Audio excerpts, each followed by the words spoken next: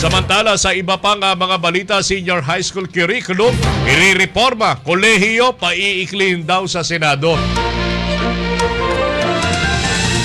Hinimok ni Senator Sherwin Gatchalian ang Department of Education at Commission on Higher Education na makipag-ugnayan upang gawing mas simple ang senior high school at mapaikli ang bilang ng taong kailangang gugulin o ng taong kailangang gugulin sa kolehiyo.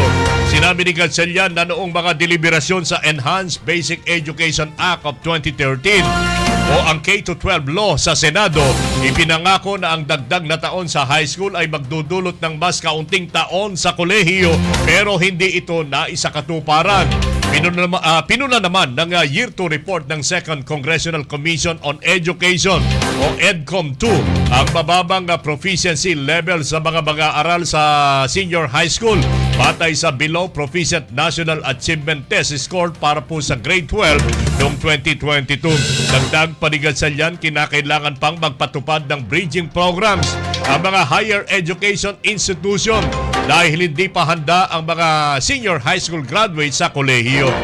Anya, isa ito sa mga dahilan kung bakit hindi nababawasan ang taon sa kolehiyo na isinusulong ni Gatchalian na maalis ang naturang programa.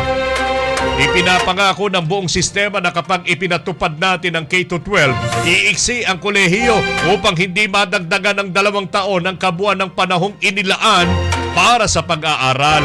Ani Gatchalian, chairman ng Senate Committee on Basic Education, mahalagang pag-usapan at pag-isipan ito ng maigi ng DepEd at sa CHED.